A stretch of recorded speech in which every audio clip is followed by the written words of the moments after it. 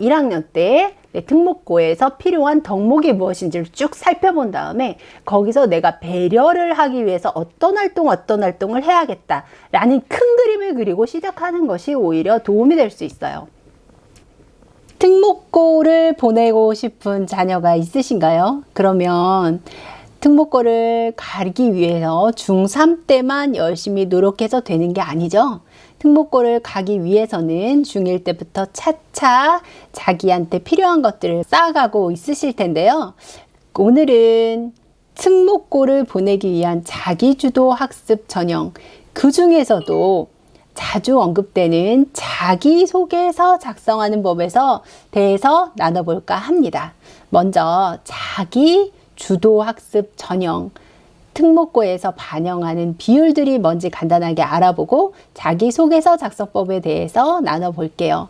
자기주도 학습 전형, 특목고에서 사용하는 이 전형은 학생 스스로 자신의 학습 과정에서 주도적으로 목표를 설정하고 학습한 후 스스로 결과를 평가하는 과정을 통해서 창의력과 문제 해결력을 향상시키는 학습을 자기주도 학습이라고 합니다. 그래서 자기주도 학습 입학 전형이라는 것은 이 자기주도 학습이 얼마나 잘 이루어진 학생인지 보고 그것을 평가해서 학생을 선발하겠다라는 이야기인데요. 이 중에서도 면접도 있고 자기소개서도 있고 중요한 과정들이 있죠. 이 선발 과정에서 자기주도 학습 과정을 살펴볼 수 있는 여러 가지 장치적인 것들을 마련해 두고 있습니다. 중학교에서 추천을 하게 되면 서류 심사를 하고 내신을 산출해서요. 입학 담당관들과 면담을 실시하게 됩니다. 면접 대상이 발표가 되면 면접 평가를 하고 최종 합격을 하게 되는데요. 그 과정에서 면접과 자기소개서라는 두 가지 큰 관문이 존재하게 되죠.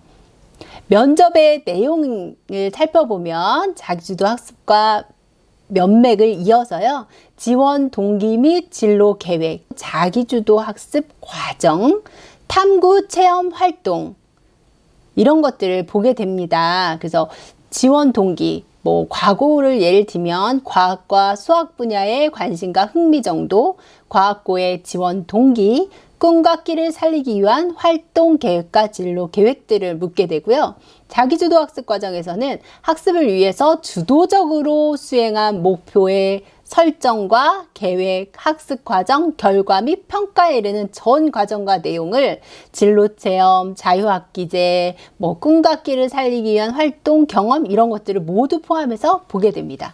또한 탐구 및 체험 활동에 따른 독자적인 성장과 성숙한 가치관이 있는지, 과학, 수학, 진로, 교양 관련 독서 결과 및 활동에 따른 지적 성장과 성숙한 가치관이 있는지, 봉사활동 및 핵심 인성 요소 관련 활동들이 있는지를 면접을 통해서 살펴보게 됩니다. 또한 두 번째 큰 과정인 자기소개서에서는요, 자기주도 학습 영역과 인성 영역을 통합해서 3천자 범위 내에서 작성하게 되어 있습니다. 그래서 앞에서 말씀드린 것처럼 이 학교의 특성과 연계해서 이 학교에 관심을 갖게 된 동기와 꿈과 끼를 살리기 위한 활동 계획과 진로 계획이 포함되어야 되고요. 또 자기주도 학습 과정, 학습을 위해서 주도적으로 수행한 목표 설정, 계획, 과정, 평가까지 전 과정이 포함이 되어야 하고요.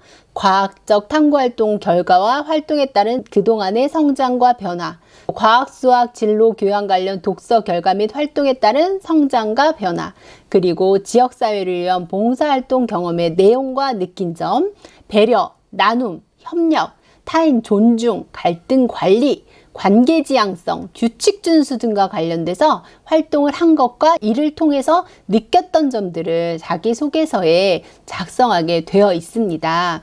이런 내용들을 포함해야 된다는 건 알겠어요. 그런데 도대체 어떻게 자기소개서를 써야 되는지 도저히 감이 잡히지 않는 친구들에게 오늘은 5가지 작성법에 대해서 알려드리려고 합니다. 자기소개서라는 책을 참고로 해서 자기소개서 작성법을 말씀드릴게요. 첫 번째, 무엇보다 중요한 것은요, 나라는 사람은 어떤 사람인가 라는 고찰에서부터 자기소개서를 시작해야 한다는 것입니다. 나는 소극적인 면은 있지만 꾸준하고 성실하게 무언가를 해 나가는 것에 초점을 두겠다.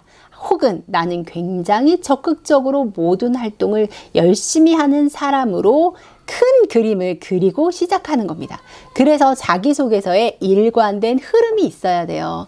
나란 사람이 어떤 사람인가에 대한 일관된 흐름이 있어야지 어느 부분에서는 저는 소극적인 면이 있습니다.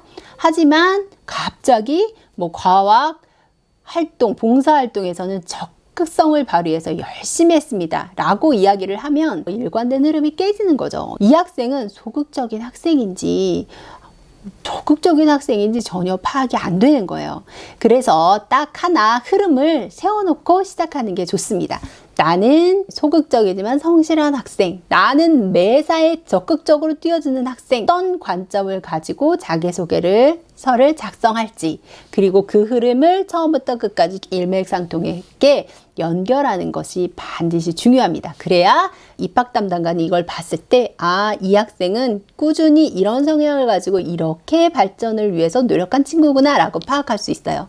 모든 게 적극적인 게 좋을 것만 같잖아요. 그건 아니거든요. 자기의 가지고 있는 기본 성향을 가지고 어떻게 노력했는지가 드러나도록 써야 되기 때문에 나는 어떤 사람인가 라는 것에 답을 줄 수 있는 자기소개서를 일관되게 작성한다 라는 생각으로 작성하는 게 좋습니다. 두 번째는요, 긍정의 마인드, 긍정의 뷰로 긍정의 뷰와 긍정의 마인드로 자기소개서를 작성하는 게 필요합니다. 보통 우리나라에서는 그런 마인드가 있죠. 겸손해야 할 것 같고 뭔가 나를 낮춰서 자기소개서를 시작해야 될 것 같은 생각이 있습니다. 그렇기 때문에 제가 소극적인 성향을 갖고 있는 사람이지만 이렇게 노력했다 라고 자기소개서를 작성하기가 쉬운데요. 이렇게 부정적으로 자기소개서를 시작하는 것은 좋지 않습니다. 왜냐하면 부정적으로 자기소개서를 시작하게 되면 그것을 어떻게든 메꾸려고 그것에만 초점이 맞추는 거예요. 내가 소극적인 성향을 갖고 있는데 그것을 해결하기 위해서 어떤 것들을 채우다 보면 전체적인 나에 대한 그림과 내 노력들이 훼손될 수 있거든요.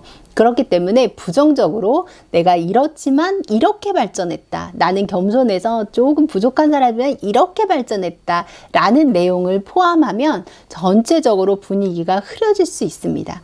내가 이렇게 잘났다라는 것을 자랑하는 것이 아니라 나란 사람이 어떤 사람인지를 그대로 보여주되 굳이 겸손하거나 겸양의 자세를 위해서 나를 깎아내리고 안 좋은 부정의 말로 시작하지는 않는 것이 좋다는 이야기예요. 그래서 내가 발전을 위해서 나를 낮춰서 시작하는 자기소개서는 되도록 쓰지 않도록 합니다.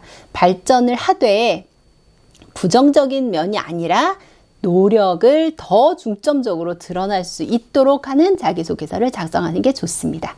세 번째 포인트는요, 내가 초등학교 때부터 이런 노력을 해서 내가 이렇게까지 발전이 됐다라고 표현하는 친구들이 있는데요. 현재 시점, 중학교에서 어떤 노력을 했는지를 포인트로 잡고 자기소개서를 쓰는 게 좋습니다. 초등학교 때부터 노력을 했다라는 것은 입학 담당관이 보고 싶은 내용이 아니에요.